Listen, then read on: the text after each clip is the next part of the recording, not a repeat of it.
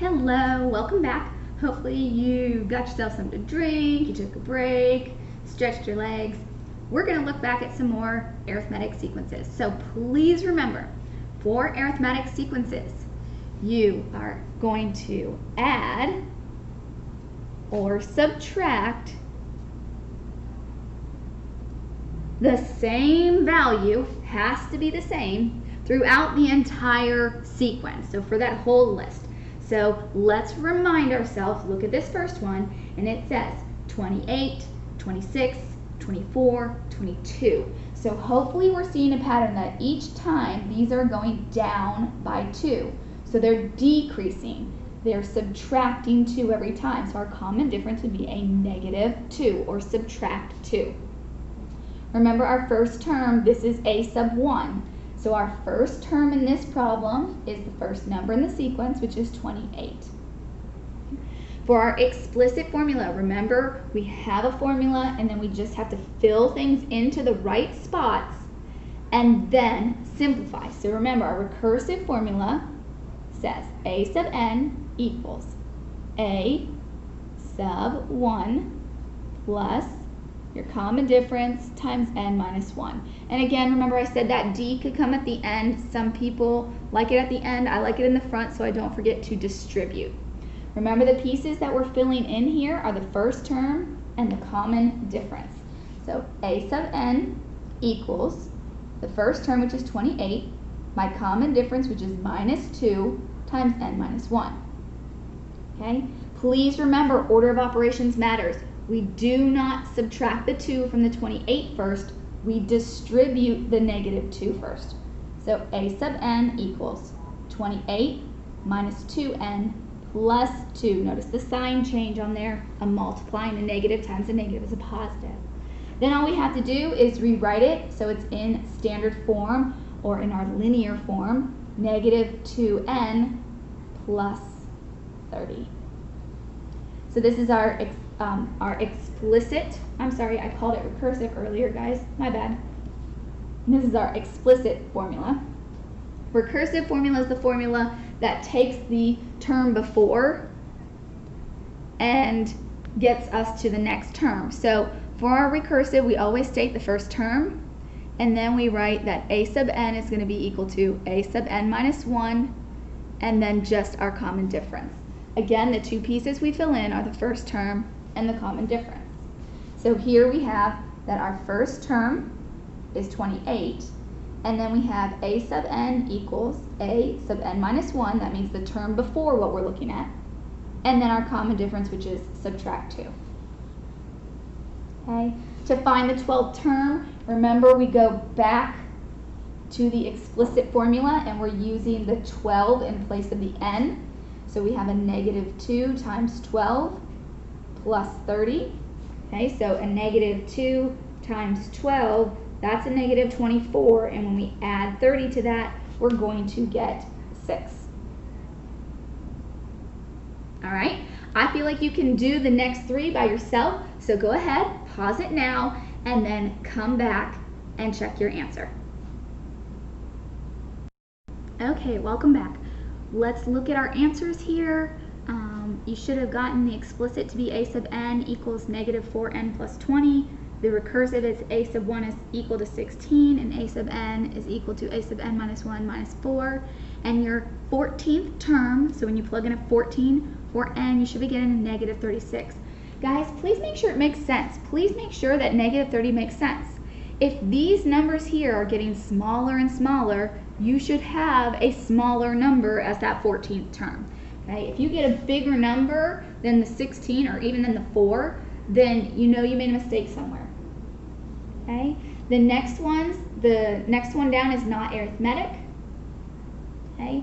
And then the one on the right-hand side here, you should get your recursive or your explicit, which is a sub n equals -10n plus 37.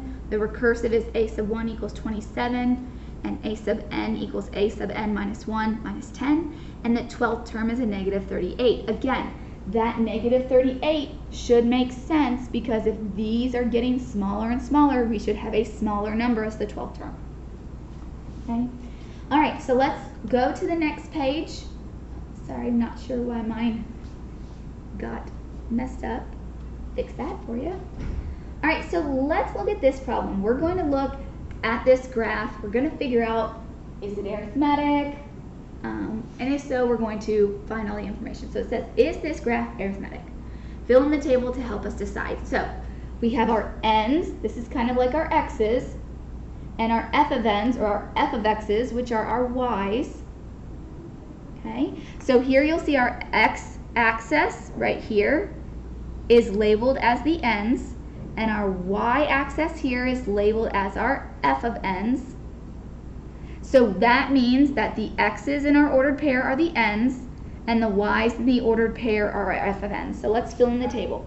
When the n is 1, the y, or the f of n, is 38. When the n is 2, we have 50. When the n is 3, we have 62.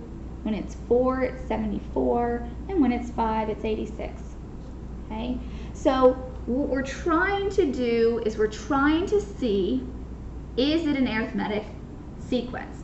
When I'm asking, is it arithmetic, I am talking about the outputs, the y values, the range. Those are the pieces that tell us whether it is or is not arithmetic. So what I want to do is I want to see what's the change going on between each one of these. The number over here, this just means it's the first term, or the second term, or the third term. Okay, so that's all that these numbers over here are telling us. The y values, these are the actual values of the sequence. So if I want to know how we go from 38 to 50, the easiest way is take the second number, 50, and subtract the first number. Okay, so 50 minus 38 is going to give us a 12. So that means this is going up by 12, from 38 to 50. Well, is the move from 50 to 62 up 12 as well? It is. And then up another 12 is going to give us the 74, and up another 12 is going to give us the 86. So since all of those are the same, that means it is arithmetic. So yes, our common difference is 12. Okay, and our first term, so a sub 1, is 38. Since we have that information, we can definitely write our explicit and recursive formula. So our explicit formula says a sub n is equal to the first term, which is 38, add our common difference, which is 12, times n minus 1. So we're going to distribute the 12. So a sub n equals 38, plus 12n minus 12. And then we're just going to combine our like terms. So a sub n equals 12n plus 38 minus 12 is 26. So here is our explicit formula. Okay. Our recursive formula is the easy one. A sub 1 was 38, and a sub n equals a sub n minus 1, and then our common difference, which is plus 12. Okay. Now, here what we need to notice is we're asked for the domain and the range. So remember, domain is our x's, range is our y's. Okay, I already told you, remember, our n's were representing our x's and our f of n's were representing our y's. So notice what kind of information we have. Over here in our graph, these are just points. There is not a line connecting these. So that means we're using squiggle brackets, and we just list the numbers that we have in order from smallest to biggest. So my n's, or my x's, are 1, 2, 3, 4, and 5. And we use a squiggle bracket to close. Our range, which is our y's, are our f of n's, which is our sequence numbers. Okay, making sure that we put them in order from smallest to biggest. So 38, 50, 62, 74, and 86.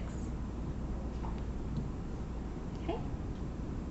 All right, now let's talk about this one. So this one's very similar. We've got points. We're going to see if it's arithmetic. We're going to fill out the information again. So let's go ahead and fill out our table. Notice this one doesn't have the points given to us already, so we could go ahead and label the points. This point right here has an x of 1, but be careful, the y is 2.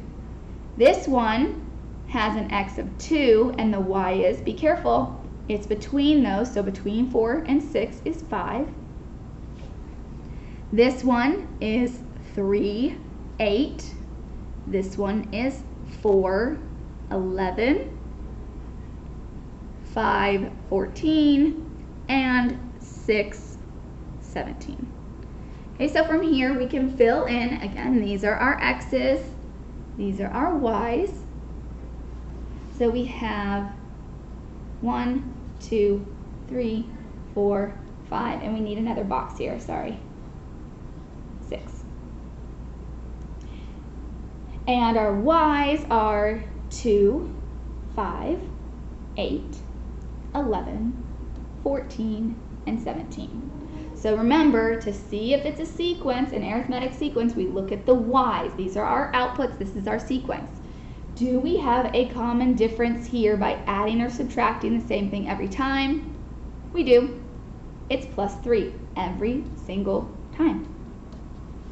So yes, this is arithmetic. The common difference is 3. Our first term is 2. From here, we can write our explicit.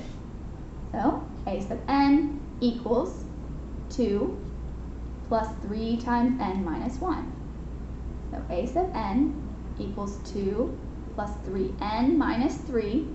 A sub n equals 3n minus 1. For the recursive, we're going to have the first term, so a sub 1 is equal to 2, and then a sub n equals a sub n minus 1 plus our common difference, which is 3. Okay. Again, for our domain and range, we're looking at our x's for domain and our y's for range. Notice our graph over to the right is just points. There's no line, so that means these are squiggle brackets. Our domain is 1, 2, 3, 4, 5, 6. And our range is going to be 2, 5, 8, 11, 14, and 17.